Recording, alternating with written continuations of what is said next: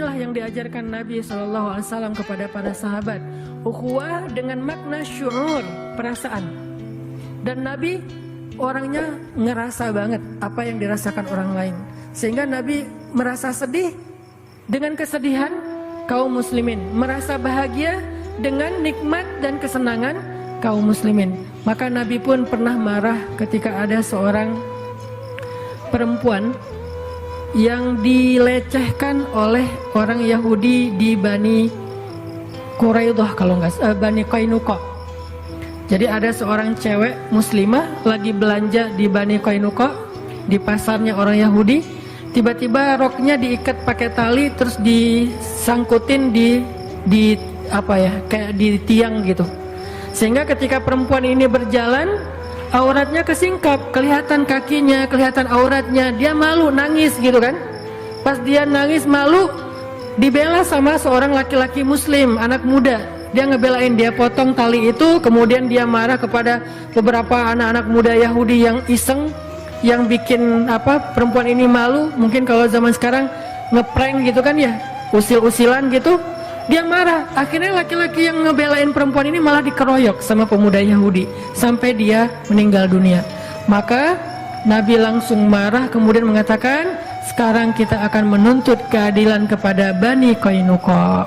Datanglah Nabi mengepung benteng Bani Qainuqa sampai akhirnya mereka diusir dari kota Madinah. Kenapa? Karena Nabi itu ngerasain apa yang dirasakan perempuan, malunya. Nabi itu ngerasain apa yang dirasakan keluarga laki-laki yang terbunuh tadi. Betapa mereka sedih dan merasa kehilangan, sehingga keadilan harus ditegakkan. Itu namanya ukhuwah. Dalam konteks yang lebih sempit, kita belajar pelan-pelan merasakan kesulitan yang sedang dirasakan saudara kita, merasakan malu yang dirasakan oleh saudara kita, menjaga perasaan. Makanya Nabi pernah menyampaikan beberapa contoh, diantaranya dalam kitab Riyadhus Shalihin itu ada tuh, larangan mempermalukan saudaranya di depan dia. Salah satu hadisnya, janganlah kalian mencela orang yang buang angin. Sampai itu dibahas dalam hadis. Janganlah kalian mencela orang yang buang angin. Kenapa kalian mencela dan mentertawakan sesuatu yang kalian lakukan juga? Jadi nggak boleh diketawain. Kenapa kok Nabi sampai menyampaikan hadis ini?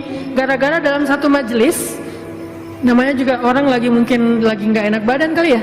Dalam satu majelis ada seorang laki-laki, maaf, buang angin dan kedengaran. Yang lain kan jadi ketawa ya. Dan itu kan kayak otomatis gitu kan. Yang lain pada ketawa, dia malu karena kayak ya aib banget kan. Terus yang lain pada ketawa, dia malu banget. Dia kayak udah nggak tahu harus buang muka kemana gitu kan ya. Terus Nabi langsung menetralisir keadaan dengan mengatakan, janganlah kalian mencela atau mentertawakan orang yang buang angin. Kenapa kalian mentertawakan sesuatu yang kalian juga melakukannya? Artinya semua orang punya masalah yang sama, cuman mungkin ada yang nggak sengaja gitu di tempat umum dan seterusnya, sehingga nggak usah dibahas, nggak usah diketawain. Saya juga pernah kayak gitu, lagi kajian, tiba-tiba di soft paling depan ada seorang akhwat nggak sengaja buang angin dan bunyi. Sebelahnya udah pada dengar tuh, terus mereka kayak langsung nyari tersangka gitu kan, mana gitu kan ya. Saya juga dengar, saya aja yang duduknya di sini tuh dengar, apalagi yang di sebelahnya kan, saya dengar dan saya tahu orangnya, tapi saya nggak mau ngelihat ke arah dia. Supaya apa? Ke distract langsung, nggak usah dibahas, nggak usah difokus, nggak usah di zoom in, nggak usah di capture ya, udah biarin aja. Terus akhirnya saya kayak langsung ngedistract dengan kajian dengan cerita-cerita, dengan orang yang tadinya noleh-noleh gitu ngeliat siapa. Karena saya membolkan lagi, kayak dipertegas lagi kajiannya, ceritanya, nadanya dinaikin lagi dikit, akhirnya orang lagi jadi fokus dan lupa. Dia yang tadinya hampir malu, lama-lama jadi netral dan setelah kajian udah lupa. Ini sampai segitunya diperhatikan dalam Islam, menjaga perasaan, jangan membuat orang ilfeel, bete dan seterusnya. Dan itu ukhuwah banget. Dan itu nggak hanya kepada orang yang solih, karena ukhuwah itu tidak hanya berlaku kepada orang yang sudah sama-sama ke masjid, orang yang sudah sama-sama sholat, bahkan kepada orang yang belum ke masjid, belum hijrah pun itu tuh dijaga. Supaya apa? Jangan sampai bikin dia ilfil dengan kebaikan sehingga dia semakin ngegap, semakin berjarak, semakin menjauh dari kebenaran. Islam itu harus mampu Muslim itu ya'lif wa yu'laf. Orang Islam itu dia mudah merangkul dan mudah juga dirangkul. Itu orang Muslim banget tuh. Kalau sulit merangkul, sulit dirangkul, artinya dia kayak sombong, dia tuh eksklusif, dia itu bikin jarak, ngegap banget dengan orang lain. Dia bukan ciri-ciri Muslim sejati. Muslim itu ya'lif wa yu'laf. Dia mudah merangkul orang, yuk bareng yuk. Nggak terlalu jaim, dia juga mudah dirangkul orang. Kalau diajak orang mau, nggak terlalu ngerasa kita kan beda, nggak kayak gitu. Dan Nabi gitu banget. Makanya Nabi itu sangat menjaga perasaan supaya terjaga ukhuwah. Pernah Nabi lagi kayak duduk bareng dengan sahabat-sahabat yang miskin lah ya. Sahabat-sahabat miskin ini kalau makan roti, rotinya tuh keras. Bahasa Arabnya qadid. Qadid itu artinya roti keras yang udah lama. Kalau pengen dimakan nggak bisa langsung dimakan, harus direndam dulu pakai air. Saking kerasnya udah kayak kerupuk gitu. Nah itu namanya qadid. Nabi duduk di antara orang-orang miskin yang lagi kayak mau makan qadid gitu. Terus pas Nabi duduk di antara mereka, mereka jadi sungkan. Aduh nggak enak nih. Masa kita mau ngasih roti kayak gini buat Nabi, buat Rasulullah. Terus gimana dong, kita nggak sanggup beli roti yang lembut. Terus Nabi tersenyum mengatakan, saya adalah anak seorang perempuan yang biasa makan qadid. Saya anak seorang perempuan, ibu saya tuh adalah pemakan qadid. Jadi kita udah biasa makan kayak gini di rumah. Maksud Nabi apa? Biar nggak ada gap antara beliau dengan orang-orang yang lagi ngajak beliau makan. Itu namanya yu'laf, mudah diajak barengan, nggak terlalu ngegap. Jalan lagi tuh Nabi bareng dengan orang miskin. Ketemu orang miskin, mereka pada sedih gitu ya. Nabi bilang, tahu nggak, orang miskin itu masuk surga 500 tahun lebih dulu daripada orang kaya. Oh gitu ya Rasul. Akhirnya mereka semangat, bukan semangat dalam kemiskinan ya, maksudnya semangat untuk nggak pede, nggak baperan, nggak kemudian pesimis, jadinya menjauh dari rombongan atau dari orang-orang banyak. Jadi dibangkitkan semangatnya. Ketemu sama penggembala, Nabi bilang apa? Tidaklah Allah mengutus Nabi kecuali pernah menjadi penggembala. Jadi yang penggembala juga merasa kayak pride gitu. Wah ternyata profesi kita tuh profesi para Nabi. Ketemu dengan orang kaya, tidak ada kecemburuan kecuali kepada dua orang. Satu orang berilmu, satu lagi orang kaya yang banyak berinfak. Jadi semua orang bisa dibahagiakan hatinya oleh Nabi. Nggak ada yang ngerasa ketemu Nabi bete, itu nggak ada.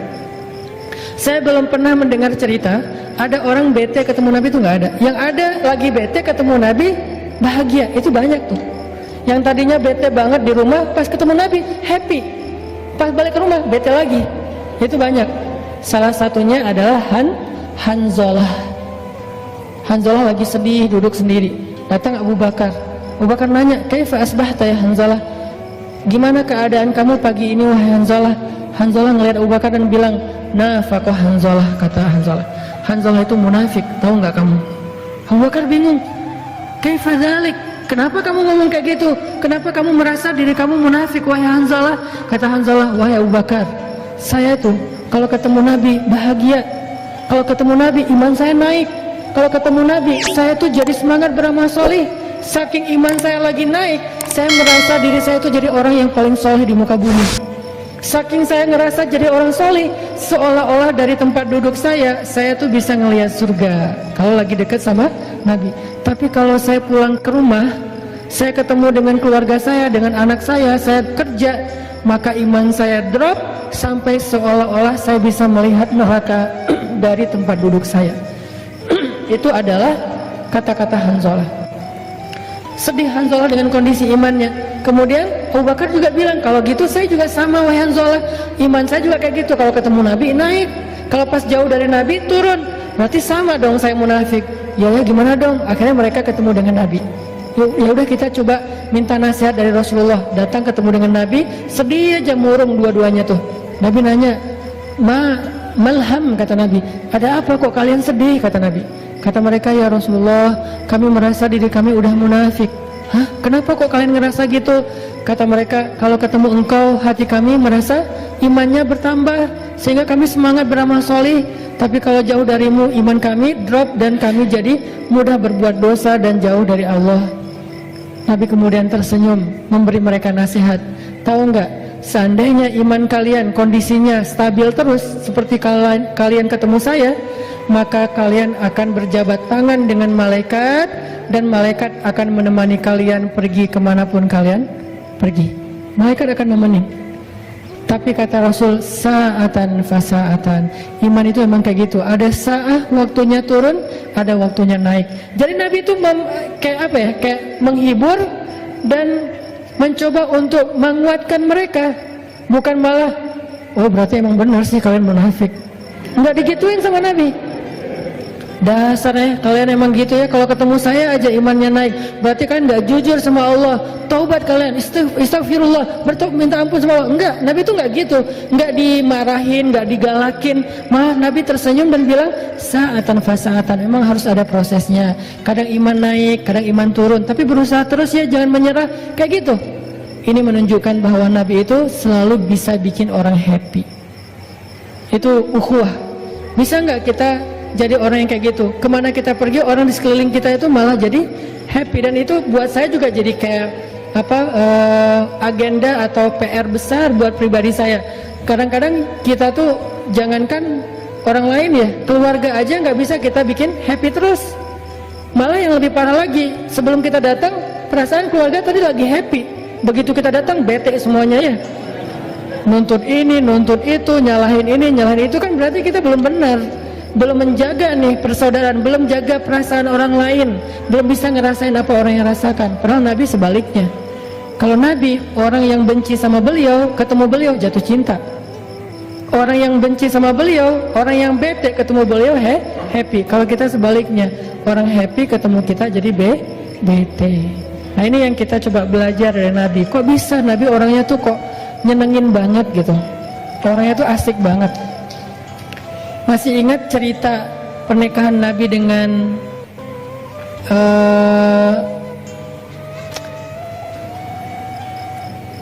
cewek Yahudi, siapa namanya? Sofia. Tapi bukan Sofia yang kartun ya. Sofia, orang Yahudi. Sofia bahasa Arabnya. Itu gimana cerita pernikahannya? Kan gara-gara habis perang, namanya perang Khaybar. Perang Khaybar itu perang paling besar yang terjadi antara kaum muslimin dengan orang Yahudi. Dalam perang itu, ayah Sofia terbunuh, paman Sofia terbunuh. Yang lebih sedih lagi, suami Sofia terbunuh. Dalam perang Khaybar, suaminya terbunuh. Kenapa mereka terbunuh? Karena mereka memusuhi Nabi, memerangi Nabi. Terjadilah peperangan yang gak bisa dihindari. Mereka keras kepala, akhirnya dalam peperangan itu mereka terbunuh. Terbunuh dalam peperangan itu bukan kejahatan, karena itu sesuatu yang wajar. Yang kejahatan itu terbunuh di luar peperangan, namanya berperang. Maka masa kita berperang, udahlah kita nggak usah bunuh-bunuhan, kita kayak main apa gitu, nge-game gitu kan ya, kan nggak mungkin ya, namanya juga perang.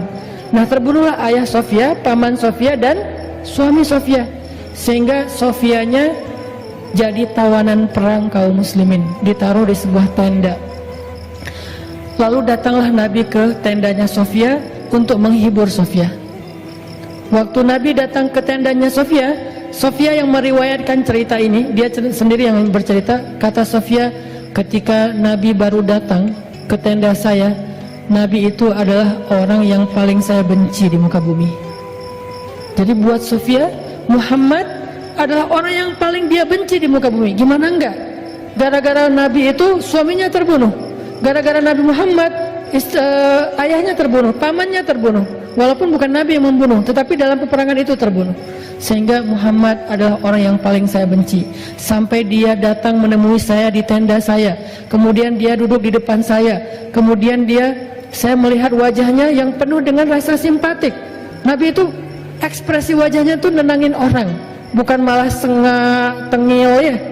Datang-datang orang lagi sedih juga ya, ditengilin kan makin bete kan ya. Ini enggak, wajah Nabi itu wajah kayak simpatik banget. Nabi itu paham banget kondisi Sofia. Duduk Nabi di depan Sofia, Nabi bilang gini, Sofia, maafin saya ya. Nabi minta maaf coba. Saya tahu perasaan kamu, waktu itu saya udah mencoba untuk berdialog dengan ayah kamu, dengan paman kamu, dengan suami kamu, tapi mereka menolak. Akhirnya peperangan gak bisa dihindari. Maaf ya. Nabi menjelaskan, meminta maaf, menjelaskan, meminta maaf, menjelaskan, meminta maaf, berjam-jam, sampai akhirnya kata Sofia, Muhammad menjadi orang yang paling saya cintai di muka bumi. Kebayang gak hebatnya Nabi itu? Dari orang yang paling membenci beliau jadi orang yang paling mencintai beliau. Dalam hitungan sejam 2 jam Nabi terus, bukan membujuk, bukan kayak ngelebay ya, bukan kayak ngegombal gitu, enggak. Nabi tulus, karena kalau gombal dong pasti orang enak juga kan, karena bukan dari hati kan ya. Ayah kamu tukang bengkel ya? Standar kan ya, itu apaan sih lo? Ayah gue baik-baik aja bukan tukang bengkel. Akhirnya kayak jadi konyol, jadi nggak jelas. Nabi itu nggak kopas template-nya gombal, nggak. Dia nggak baca di googling, nggak lihat apa, nggak. Tulus saja dari hati ngomong apa yang beliau rasakan. Sehingga Nabi, kata Sofia, Nabi itu datang minta maaf, menjelaskan, minta maaf, menjelaskan, dan minta maafnya itu lembut banget sampai hati aku menjadi tenang. Kemudian aku memandang ke wajahnya dan kemudian aku mengatakan, ya Rasulullah, aku sudah maafkan. Kemudian Sofia malah curhat. Kata Sofia, ya Rasulullah, sebelum terjadi perang Khaybar, aku tuh mimpi. Apa mimpinya? Kata Rasulullah, aku bermimpi di atas kota Madinah ada rembulan jatuh ke pangkuanku. Lalu aku ceritakan mimpi ini kepada suamiku, aku ditampar oleh suamiku. Kenapa? Suaminya kan orang Yahudi, dan orang Yahudi itu pintar menafsirkan mimpi. Suaminya bilang, berarti kamu punya perasaan terhadap laki-laki Madinah, yaitu Muhammad. Akhirnya aku ditampar oleh suamiku sehingga dahiku berdarah, kata Sofia. Dan sekarang aku baru sadar, ternyata rembulan itu adalah engkau ya Rasulullah. Kemudian Jibril datang, bisik ke Rasulullah, wahai Rasulullah, Allah menyuruh engkau untuk melamar Sofia. Rasulullah tadi datang bukan mau melamar loh. Jibril, ada yang datang bisikin ya. Rasulullah datang tuh tulus, pengen menghibur. Tapi kata Jibril, dan itu perintah Allah, lamar Sofia. Nabi kemudian, oh gitu ya. Kan Nabi orangnya baik loh ya, nggak ada modus ya. Datang pertama baik-baik, terus ujung-ujungnya minta nikah gitu kan, nggak kayak gitu. Nabi itu nggak modus orangnya, benar-benar tulus. Tapi karena Allah dan Jibril yang nyuruh, akhirnya Nabi bilang, Sofia, aku ingin melamar kamu untuk belajar untuk menjadi pasanganku di dunia dan di surga. Sofia sebagai cewek nggak langsung jingkrak dong ya, kan cewek itu gengsinya tinggi kan, dia jual mahal gitu. Oh ya udah, saya pikir-pikir dulu gitu kan ya, nggak langsung nggak gitu sih, karena kalau mereka kayak gitu nggak ada izahnya kan, nggak ada rasa harga dirinya. Makanya buat cowok kalau misalnya digituin, bukan berarti dia nolak, dia tuh lagi kayak minta dikejar. Itu cewek banget lah. Akhirnya Sofia, ya udah saya pikir-pikir dulu. Besoknya Nabi datang lagi, Sofia sudah memberikan jawaban bahwa Sofia bersedia, maka nikahlah, jadilah Sofia salah satu di antara pendamping Nabi di dunia dan di surga. Di sini ada pelajaran penting, gimana Nabi itu orangnya empati banget dengan perasaan orang lain sampai bisa menenangkan hati orang, dan akhirnya orang itu menjadi malah mencintai beliau. Dari yang membenci jadi mencintai. Dan itu bukan cuman Sofia. Ada lagi nanti cerita orang yang pengen bunuh Nabi kan. Dia datang jauh-jauh bawa pisau yang udah beracun, dipakein racun, kalau kena walaupun nggak nusuk juga, asal kegores saja tuh bisa jadi orang keracunan dan kemudian meninggal. Dia datang pengen bunuh Nabi, tapi Allah sudah melindungi Rasulnya sehingga dia ketangkap sama sahabat, lalu dia diikat di salah satu tiang Masjid Nabawi. Jadi dulu Masjid Nabawi juga berfungsi sebagai penjara, diikat di tiang masjid. Nabi tahu itu pembunuh, calon orang yang mau membunuh beliau, tapi setiap Nabi ke masjid, Nabi sengaja lewatin jalan yang sampai bisa ketemu dengan orang itu. Jadi bukan langsung masuk ke masjid, muter dulu. Pas ketemu nama dia, Nabi nyapa gitu, gimana keadaan kamu? Pertama dia marah, tahu diikat, nanya keadaan, marah kan? Oh ya udah, Nabi masuk lagi. Terus Nabi nyamperin lagi, kasih minum, gimana keadaan kamu? Tahu. Terus masuk lagi. Besok lagi kayak gitu, sampai beberapa hari, lebih dari seminggu. Setiap hari Nabi nyamperin dia, setiap hari Nabi nanya keadaan dia, setiap hari Nabi ngasih dia minum, ngasih dia makan. Sampai setelah beberapa hari digituin dengan akhlak Nabi yang lembut, wajah Nabi yang berseri-seri, Nabi nanya, gimana keadaan kamu? Dia bilang, baik Muhammad. Berarti udah hatinya udah tenang nih. Nabi bilang ke sahabat, lepaskan ikatan dia, karena dia udah tenang sekarang. Dilepasin ikatannya, kemudian Nabi ngobrol sama dia. Nabi kemudian mengajak dia untuk sama-sama merenungkan supaya nggak jadi orang yang memusuhi Nabi lagi. Nabi mencoba mengambil hatinya. Setelah beberapa lama Nabi bicara dengan dia, kemudian dia mengatakan, wahai Muhammad, dulu engkau adalah orang yang paling saya benci dan ingin saya bunuh. Maka sekarang setelah melihat akhlakmu, engkau adalah orang yang paling saya cintai dan saya ingin menjadi pembelamu sampai berubah. Saya ingin masuk Islam, wahai Muhammad. Bagaimana caranya? Akhirnya Nabi mengatakan, caranya, maka sekarang kamu harus mandi dulu, kemudian kamu pulang ke rumahmu, kemudian diberikan beberapa bekal yang harus dia lakukan sampai dia balik lagi. Setelah itu kemudian dia menjadi seorang muslim.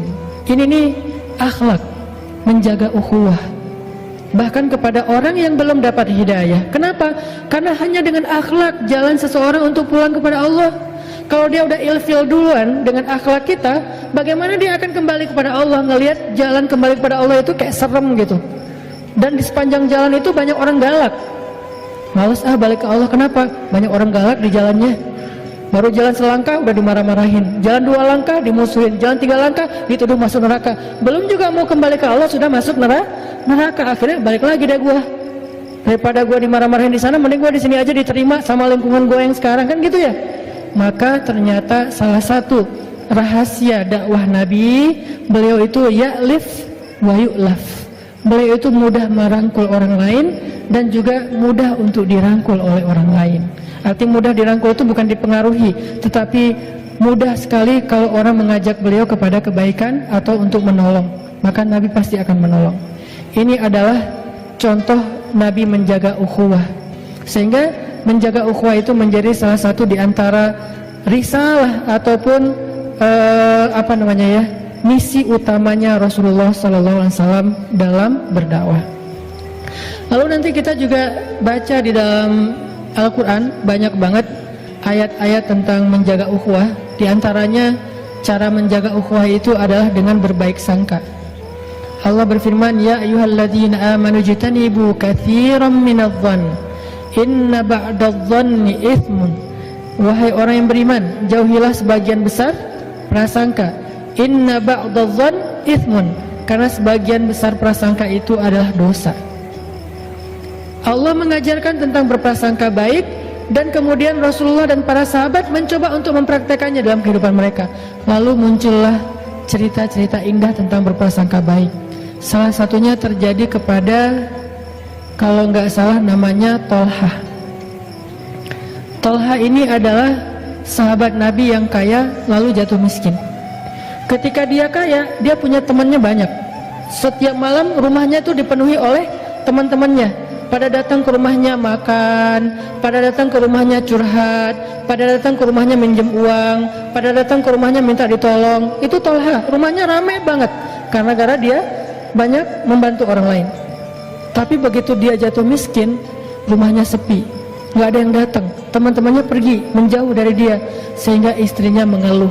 Kata istri Tolha, Tolha, sekarang kamu tahu kan, ternyata teman-teman kamu itu nggak ada yang tulus mencintai kamu, nggak ada yang jadi sahabat sejati.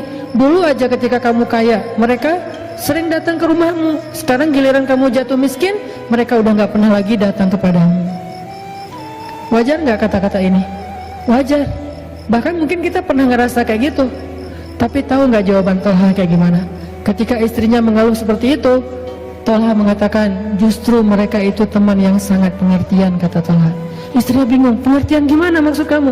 Dulu ketika aku punya banyak uang, mereka merasa nyaman meminta tolong kepada aku karena itu tidak akan memberatkan aku. Aku punya banyak harta, jadi menolong mereka ringan buat aku. Sekarang ketika aku sudah nggak punya apa-apa, mereka merasa kasihan dan nggak tega merepotkan aku dengan meminta tolong, maka mereka tidak datang lagi ke rumahku. Lihat angle yang diambil oleh Tolha, indah banget ya. Dia bisa menemukan satu angle berpikir yang akhirnya dia menyimpulkan yang baik tentang temannya. Kalau kita pasti mungkin 99% akan seperti istrinya. Ya bener, giliran gua sukses dulu, temen gua banyak banget, semuanya pengen datang bareng, jalan bareng segala macam, pengen segrup, pengen punya nomor telepon gua, pokoknya kemana gua pergi rame tuh. Sekarang giliran gua udah susah, udah nggak eksis dan segala macam, udah pada nggak ada tuh. Bahkan di Japri aja nggak pada nge-read, nggak pada ngebales, di grup juga udah nggak, kalau gua broadcast udah nggak ada yang ngerespon, diem aja. Giliran ganti topik rame, giliran gua yang share pada diem, akhirnya kita ilfil, sedih, ya udah dah gua live group aja gitu ya. Ini perasaan kita yang terbangun gara-gara su'uzon. Tapi emang benar Ustaz, tetap aja su'uzon, prasangka buruk. Lebih baik kita iltamis li akhika alfa uzrin, kata ulama, carilah untuk saudaramu 1000 alasan. Ini cara kita jaga ukhuwah, baik soal rumah tangga, soal tetangga, soal komunitas, soal jamaah, soal masjid. Cara kita menjaga ukhuwah adalah berusaha mencari alasan yang baik tentang seseorang. Kalau kita nggak nemu, ya udah nggak usah dipikirin. Kalau kita nggak nemu, ya udah nggak usah diterusin, udah diemin aja. Kalau kita bisa ketemu, itu lebih baik supaya kita bisa punya sebuah alasan mencintai dia, sehingga kita nggak sempat berburuk sangka kepada dia. Itu tuh sahabat banget. Seringkali terjadi perpecahan di dalam sebuah komunitas atau jamaah atau keluarga, itu gara-gara prasangka sebetulnya. Kita terlalu gampang menyimpulkan sesuatu yang ternyata setelah ditabayun dia nggak gitu. Akhirnya kan jadi udah terlanjur bete ya, udah terlanjur sakit hati, dan itu juga udah susah recovery-nya. Maka sebelum itu maka Tolha mengajarkan kepada kita belajar untuk mencari sebuah alasan yang baik. Itu tuh Tolha. Kemudian ada lagi cerita husnuzon yang angle berbeda, terjadi kepada keluarga Abu Ayyub ketika ada hoax Aisyah selingkuh dengan Sofwan. Kan di zaman Nabi dulu pernah tersebar sebuah hoax yang paling trending, sampai di mana-mana orang bicarain itu, punya hashtag Aisyah dan Sofwan selingkuh. Itu tuh rame banget, dibahas di mana-mana, di Lambe Turah dibahas, di apa dibahas. Pokoknya rame aja tuh, Aisyah dan Sofwan titik gitu kan ya. Akhirnya dalam kondisi fitnah yang luar biasa, kebohongan yang luar biasa, Abu Ayyub pulang ke rumahnya minta pendapat istrinya, karena ini udah ada di semua akun, semuanya pada nge-repost. Yang lebih berat lagi tahu nggak apa? Yang nge-repost berita bohong ini justru orang beriman. Innalladzina ja'u bil ifki usbatum minkum, kata Allah, sesungguhnya yang menyebarkan itu kan berarti yang nge-repost, karena kalau yang pertama nge-posting bukan menyebarkan. Sesungguhnya yang menyebarkan berita bohong itu adalah golongan kalian sendiri. Berarti kita taunya dari siapa? Dari teman kita yang kita percaya, teman kita dari temannya yang dia percaya, dan terus saja kayak gitu. Sehingga saking banyaknya orang beriman yang ikut nge-repost berita ini, kesannya berita ini benar. Kalau berita ini bersumbernya dari orang munafik, orang beriman nggak percaya. Tapi masalahnya ada satu orang beriman yang kecolongan, ikut nge-repost berita yang belum jelas kebenarannya. Akhirnya dari satu repost ke repost yang lain, jadilah dia viral. Viral itu kalau bahasa dulu namanya mutawatir. Kalau dalam konsep hadis namanya hadis mutawatir, diriwayatkan dari banyak jalan. Kalau dalam konsep medsos disebut dengan viral, diriwayatkan oleh banyak akun. Semuanya pakai hashtag itu, semuanya ngeposting itu, semuanya komen di situ, komennya banyak, like-nya banyak, repostnya banyak, hashtagnya rame. Akhirnya viral, sampai Abu Ayyub sulit untuk tidak mempercayai berita ini. Pulanglah Abu Ayyub ke rumahnya, nanya ke istrinya, wahai istriku, kamu udah dengar belum berita tentang Aisyah dan Sofwan? Kata istrinya, udah. Emangnya kenapa? Gak nyangka ya, kata Abu Ayyub. Kita banget ya, kasiannya ya Rasulullah ya, gitu kan. Gak pernah kebayang ya Aisyah sama Sofwan bisa kayak gitu. Langsung istrinya kaget, ternyata Abu Ayyub hampir percaya dengan berita bohong ini. Langsung istrinya mengatakan, wahai Abu Ayyub, gimana perasaan pendapat kamu kalau ada yang mengatakan saya selingkuh? Kata Abu Ayyub, Astagfirullahaladzim, innalillah, gak mungkin saya percaya. Kamu kan perempuan yang baik, perempuan yang beriman, perempuan yang soleh. Kamu mencintai saya, gak mungkin kamu melakukan dosa seperti itu. Kamu perempuan yang menjaga kehormatan, saya gak mungkin percaya. Istrinya senyum. Wahai Abu Ayyub, kata istrinya, gimana pendapat kamu kalau ada yang mengatakan kamu selingkuh? Abu Ayyub makin kaget. Ma'azallah, bahasa kita, auzubillah, saya laki-laki yang takut pada Allah, gak mungkin saya melakukan dosa itu, gak mungkin kepikiran juga, kan saya juga mencintai kamu, gitu ya. Istrinya senyum. Terus istrinya bilang, wahai Abu Ayyub, sesungguhnya Aisyah itu lebih solehah dari saya. Kalau menurut kamu saya aja gak mungkin selingkuh, apalagi Aisyah. Sesungguhnya Sofwan lebih soleh daripada kamu. Kalau menurut kamu, kamu aja gak mungkin selingkuh, apalagi Sofwan. Ini angle husnuzon paling kreatif nih, membandingkan orang dengan diri kita. Coba kalau dosa itu, aib itu ditujukan kepada kita, kita merasa layak nggak? Nggak layak. Kalau menurut kita, kita aja nggak layak, maka orang itu lebih nggak layak lagi. Kenapa? Dia lebih soleh dari kita, dia lebih baik dari kita, dia lebih duluan taubat daripada kita, dia lebih sering ke masjid daripada kita, dia lebih sering ikut kajian daripada kita, dia lebih menjaga harga dirinya daripada kita, dia lebih baik bacaan Al-Qur'annya daripada kita. Cari kelebihan-kelebihan dia sampai kita merasa bahwa dia lebih daripada kita. Setelah kita menemukan bahwa dia lebih daripada kita, lalu kita simpulkan, kalau saya aja nggak mungkin, apalagi dia. Ini husnuzon. Sehingga kalau kita merasa kecewa atau kaget, surprise dengan satu gosip tentang sesama kaum muslimin atau sesama ikhwah yang ada dalam satu jamaah atau satu komunitas, pakai kalau nggak caranya Tolhah, maka caranya istri Abu Ayyub. Cara Tolhah apa? Oh mungkin, oh mungkin, oh mungkin. Kalau cara istri Abu Ayyub, gimana kalau saya? Kalau saya aja nggak mungkin, apalagi dia. Ini cara berhusnuzon yang diajarkan oleh para sahabat. Terus gimana yang diajarkan Nabi? Nabi pernah gini, satu malam lagi itikaf di masjid. Kebenaran waktu itu Nabi itu lagi dikunjungi oleh, ceritanya juga sama, Sofia datang ke masjid, terus ngebawain makanan buat Nabi. Sampai udah agak larut malam, Sofia ada di masjid. Pas mau pulang ke rumahnya, udah kemalaman sehingga nggak bisa pulang sendiri. Dianterinlah Sofia sama Nabi, pegangan tangan, pulang berdua. Pas sampai di sebuah gang yang agak nggak terlalu terang, remang-remang gitu, Nabi berpapasan dengan dua orang sahabat. Sahabat juga lagi lewat, Nabi lagi lewat, tapi Nabi lagi sama cewek. Ceweknya pakai cadar, dipegangin tangannya, lewat berdua tengah malam di tempat remang-remang. Sahabat yang ngelihat Nabi kayak gitu langsung ngambil jalan yang lain, kayak menghindar gitu. Pas ngeliat, oh Nabi, langsung pergi. Pas mereka pergi mengambil jalan yang lain, Nabi panggil, sini, dipanggil sama Nabi. Ada apa ya Rasulullah? Ini adalah Sofia, istri saya, kata Nabi. Lalu orang itu mengatakan, ya Rasulullah, gak mungkin kami berburuk sangka kepada engkau, gak mungkin kami mikirin yang macam-macam kepada engkau. Kami tadi itu menghindar karena takut nanti kami merasa Rasulullah itu lagi sama siapa atau apa, maka kami pergi aja. Maka kata Nabi apa? Inna syaitan yajri majrad dam. Sesungguhnya setan itu mengalir di dalam aliran darah manusia. Itu asbabul wurud dari hadis tentang setan mengalir dalam darah manusia. Apa maksudnya?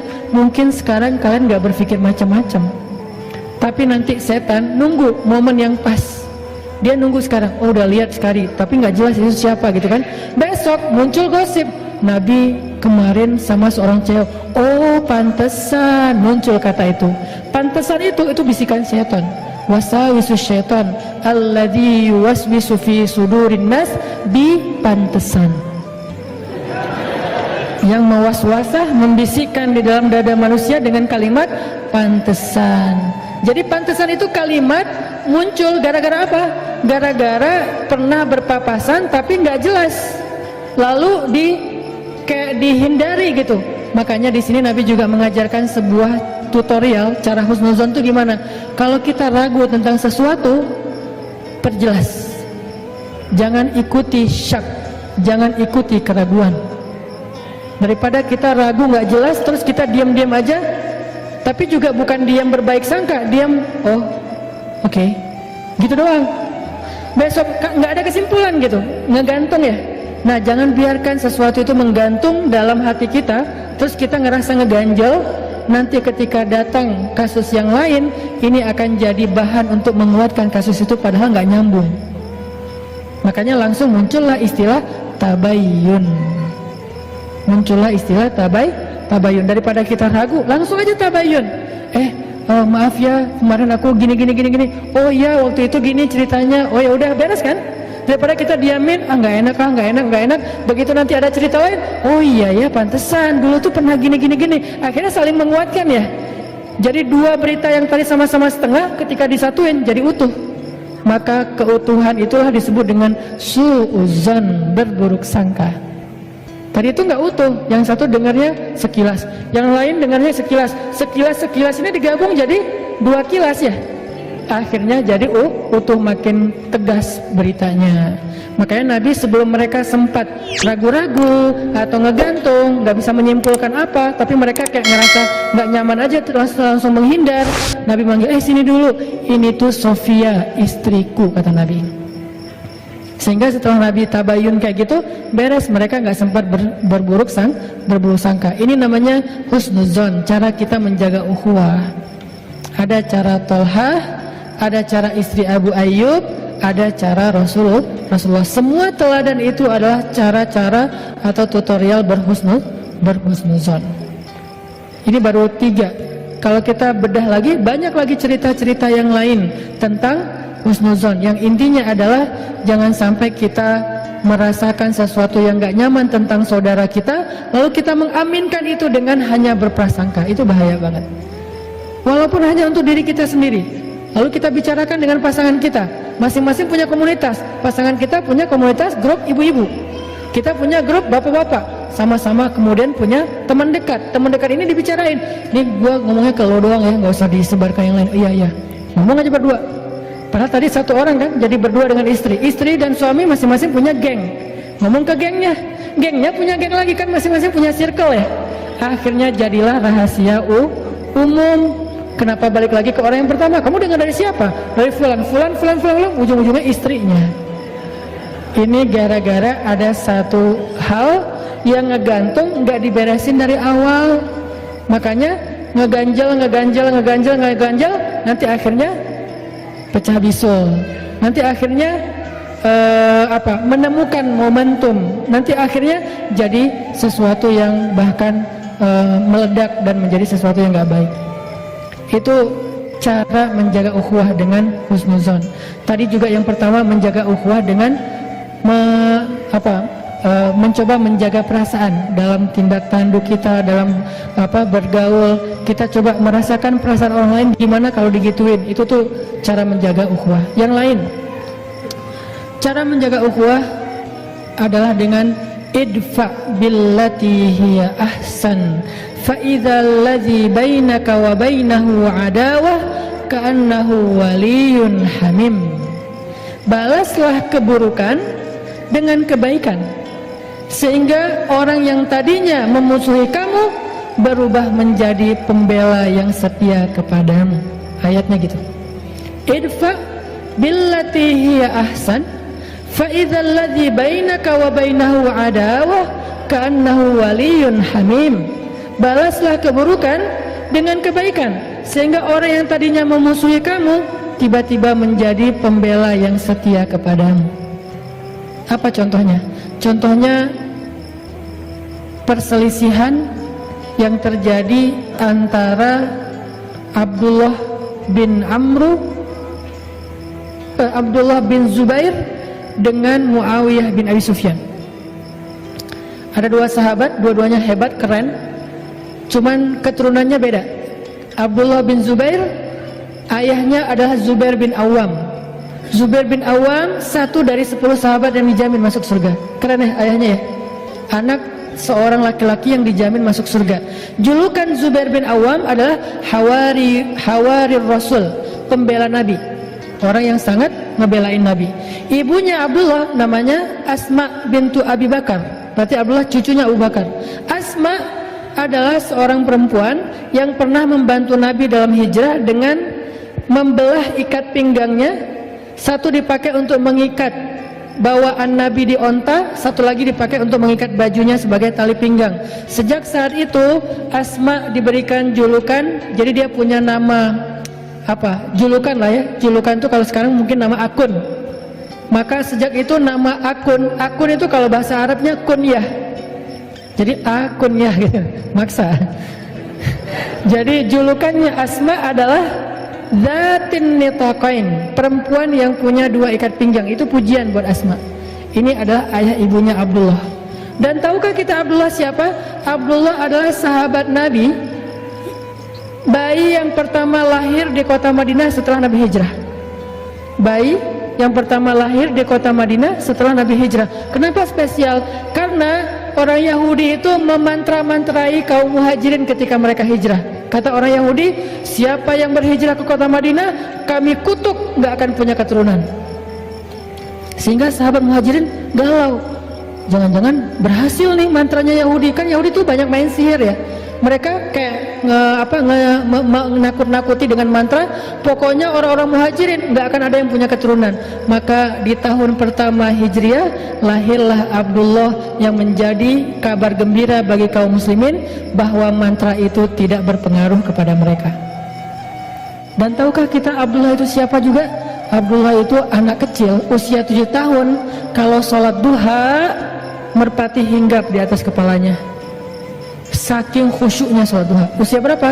7 tahun, kelas 1 SD. Ada nggak sekarang anak kelas 1 SD sholat duha di sekolah? Anak-anak duha ya bu, duha Allahu Akbar. Datang merpati? Nggak ada. Kadang-kadang kita dengan nyamuk aja keganggu ya. Apaan sih ini nyamuk, laler dan segala macam. Ini merpati, kok bisa sih merpati hinggap di kepalanya Abdullah? Saking lamanya sholat Abdullah. Dia kalau berdiri itu bisa sejam nggak gerak. Kalau kita masih gerak, merpati itu kan nggak langsung hinggap ya, dia kayak curiga dulu gitu kan, ini benar nggak sih orang atau kayu. Pertama ngedeketin dulu, gerak dikit, menjauh kan, merpati gitu kan, dia nggak terlalu jinak. Tapi saking Abdullah itu berdiri nggak bergerak, sampai seolah-olah nggak berkedip, ngeliat ke bawah aja, khusyuk banget, sampai merpati hinggap di atas kepalanya. Setelah lama, baru dia rukuk sujud, beres sholat, orang-orang kagum dan bilang, Abdullah, gimana ya cara sholat yang khusyuk kayak kamu sampai merpati hinggap di kepala? Apa jawaban Abdullah? Merpati yang mana? Dia nggak tahu kalau merpati di kepala dia. Kita nyamuk aja tahu. Dia merpati nggak tahu, saking khusyuknya dia sholat. Tapi orang sekelas Abdullah ternyata bisa baper juga. Itu tuh namanya insaniyatus sahabah, sisi-sisi kemanusiaannya sahabat. Jadi kalau kita pengen belajar dari sahabat, jangan yang sisi-sisi supernya doang. Kadang-kadang kita jadi putus asa. Ternyata mereka juga sama kayak kita. Kadang baper, ada yang bete, ada yang sahabat yang kikir, pelit, ada. Ditawarin surga nggak mau, ditawarin dunia mau, ada. Ada sahabat yang emosional, gara-gara emosi akhirnya mencela, ada. Nah dalam hal ini Abdullah lagi baper sama Muawiyah. Siapa Muawiyah? Jadi kita udah tahu seberapa istimewanya Abdullah. Sekarang bandingannya Muawiyah. Muawiyah itu anaknya Abu Sufyan, yang paling semangat memusuhi Nabi. Bahkan dalam perang Uhud, Abu Sufyan itu banyak membunuh para sahabat. Walaupun secara fisik membunuhnya Khalid, tetapi di bawah komando Abu Sufyan. Istrinya Abu Sufyan, Hindun. Jadi ibunya Muawiyah, Hindun, perempuan yang pernah makan hati Hamzah. Sehingga julukan Hindun Akilatul Akbad, pemakan hati. Julukan Hindun Akilatul Akbad, pemakan jantung. Suatu hari Abdullah bete sama Muawiyah gara-gara kebun mereka berdampingan. Terus ada pohon korma di kebunnya Abdullah jatuh ke kebunnya Muawiyah dan diambil sama pekerjanya Muawiyah. Dilaporin sama pekerjanya Abdullah. Akhirnya Abdullah marah-marah. Wah, zalim banget nih. Dikirimlah surat oleh Abdullah ke Syam. Waktu itu Muawiyah jadi gubernur di Syam. Abdullah jadi orang biasa di Mekah. Muawiyah jadi gubernur di Syam. Gubernur, pejabat. Dapat surat dari Abdullah. Tahu nggak isinya gimana? Ya ibna akilatil akbat, wahai anak perempuan yang pernah makan jantung. Marah-marah, mencela, menyebutkan nama ibunya Muawiyah. Wahai anak perempuan yang pernah makan jantung, kamu tuh nggak tahu diri ya, pekerja kamu itu zalim kepada saya, kamu memakan uang haram dan segala macam, dicela habis-habisan. Membaca surat dari Abdullah, Muawiyah menitikkan air mata, sedih, disebut ibunya. Padahal Hindun juga udah taubat. Hindun juga setelah masuk Islam menjadi baik Islamnya. Islamnya Hindun luar biasa. Segitu-gitunya Hindun setelah dia masuk Islam, dia itu mujahidah loh. Yang membantu jihadnya sahabat luar biasa Hindun. Cuman di masa lalunya emang ngeri banget Hindun ini. Disebut sekarang kejahatan ibunya, padahal ibunya juga sudah bertaubat. Sedih Muawiyah. Tapi walaupun dia sedih dan kecewa, Muawiyah mencoba untuk idfa billatihi ahsan, balaslah dengan yang lebih baik. Akhirnya Muawiyah tulis surat balik, Bismillahirrahmanirrahim. Assalamualaikum warahmatullahi wabarakatuh. Ya ibna hawarir rasul, wa ya ibna datin nitaqain. Coba balasannya. Dimarahin oleh Abdullah dengan kalimat wahai anak perempuan pemakan jantung, tapi dibalas wahai anak seorang pembela Nabi, wahai anak seorang perempuan yang punya dua ikat pinggang. Dipuji orang tuanya oleh Muawiyah, sehingga dia mengatakan saya nggak tahu kejadian itu, saya akan minta penjelasan kepada pegawai saya, kalau itu benar saya akan kembalikan hakmu, maafkan saya ya, demi Allah saya nggak ada niat menyakiti kamu. Tapi di awalnya udah dipuji kedua orang tuanya. Abdullah membaca surat itu langsung beristighfar, astagfirullahaladzim saya udah dosa. Dia nangis juga karena dia ngerasa bersalah. Langsung dia ambil ontanya, dia menuju ke Syam. Dia pergi ke Syam dari Mekah. Sampai di Syam, dia langsung menemui Muawiyah. Dia peluk Muawiyah. Dia katakan, wahai Muawiyah, balas saya dengan kata-kata yang sama. Kata Muawiyah, kami bukan orang yang diajarkan untuk mencela. Makin terpukul Abdullah. Padahal kan secara kualitasnya Abdullah ini lebih dahsyat ya, ibadahnya dahsyat, orang tuanya orang-orang hebat, kakeknya itu Abu Bakar As-Siddiq.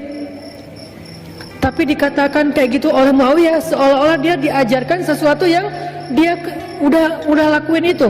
Kami kaum yang tidak tahu cara mencela, kata Muawiyah. Kami nggak ngerti gimana cara mencela. Jadi jangan suruh kami mencela.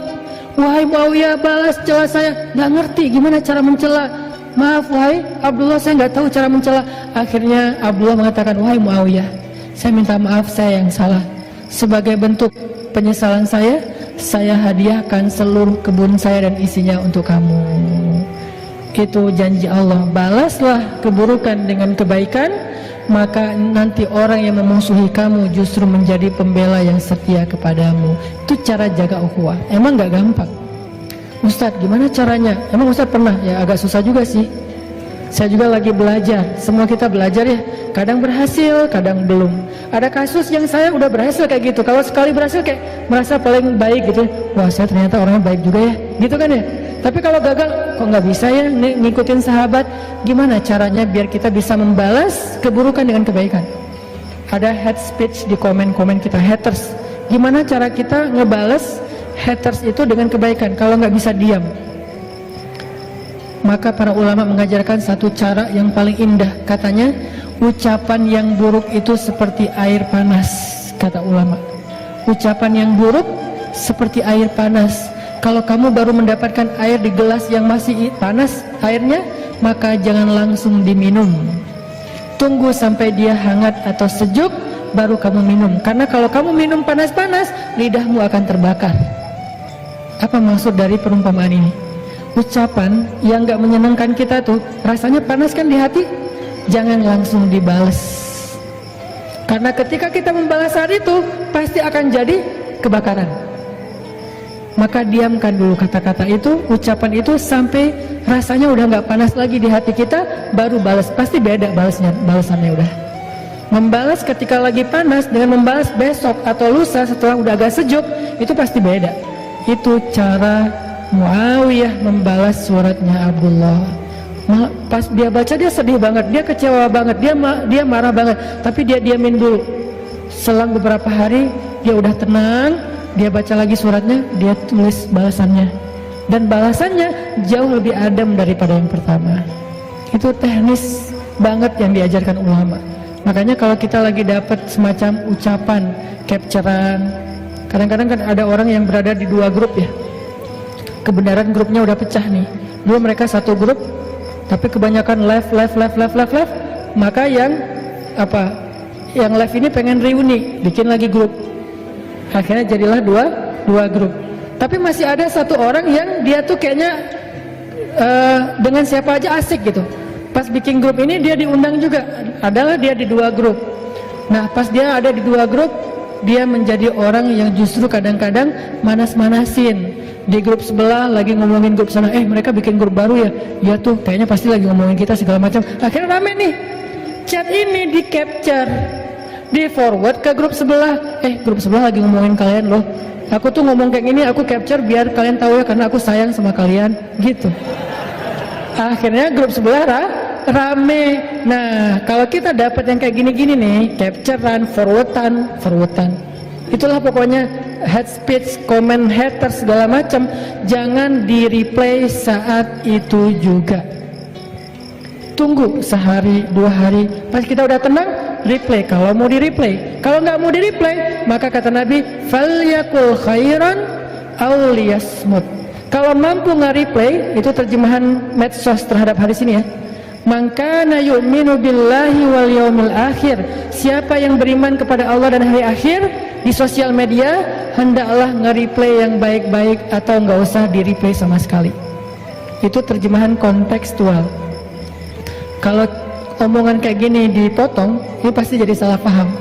Bener nih Ustaz emang aneh, nerjemahin hadis sesuka-sukanya. Itu namanya bukan terjemahan letterless, tapi terjemahan kontekstual dengan konteks sosial media.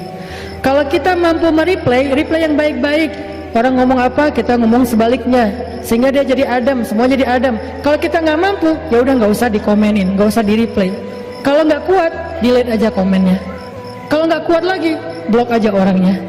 Nggak apa-apa ngeblok juga, tetapi jangan sampai memunculkan perdebatan. Kadang ada orang yang memang perlu diblok, soalnya itu akun memang sengaja buat komen-komen doang. Pas kita lihat akunnya followers sedikit, postingan 0 ya. Buat apa lagi kalau bukan untuk rame-ramein doang gitu. Ya udah blok aja. Tapi dia pasti akan bikin akun baru, nggak akan selesai. Karena bikin akun kan gampang, tinggal bikin email, bikin akun jadi, masuk lagi, komen lagi. Lama-lama kalau kita diemin terus, dia capek sendiri. Tapi kita juga capek gitu dengan komen-komen kayak gitu ya. Makanya disitulah belajar. Falyakul khairan aw liyasmut. Kalau nggak bisa nge-replay dengan yang baik, maka mending kita diam. Ini cara jaga ukhuwah.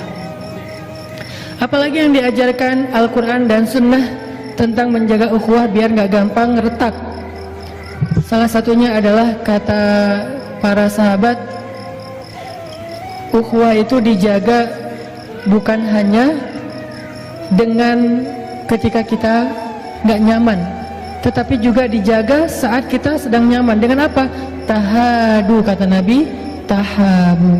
Saling berhadiahlah kalian, maka kalian akan saling mencintai. Tapi hadiah ini jangan selalu diterjemahin materi yang mahal, yang apa. Hadiah itu intinya adalah sesuatu yang menyenangkan.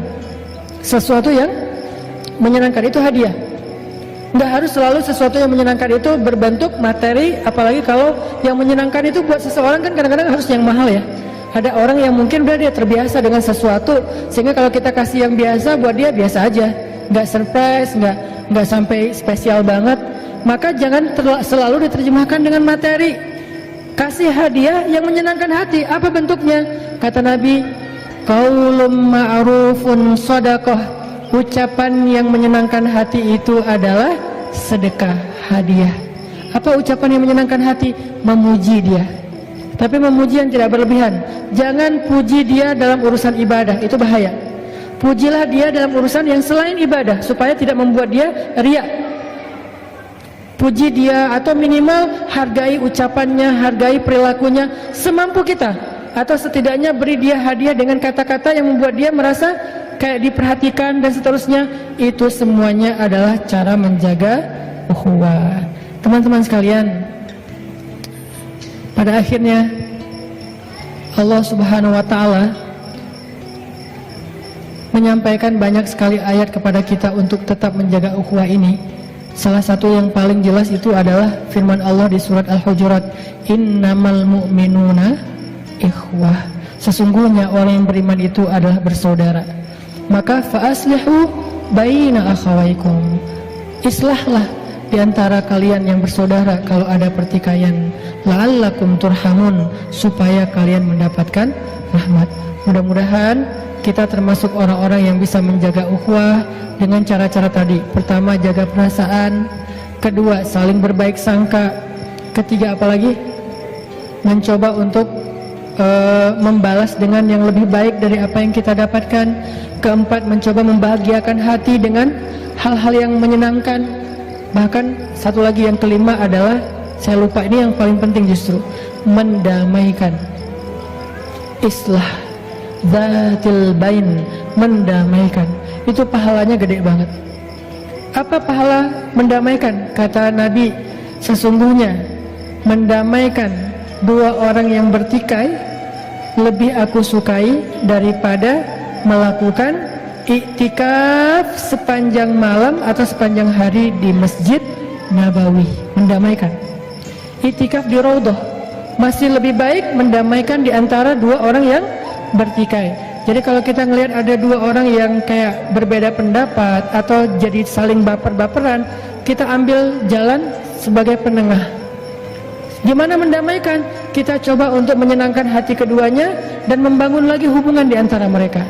Sampai saking pentingnya mendamaikan orang yang sedang bertikai, dalam Islam demi mendamaikan kita dibolehkan berbohong.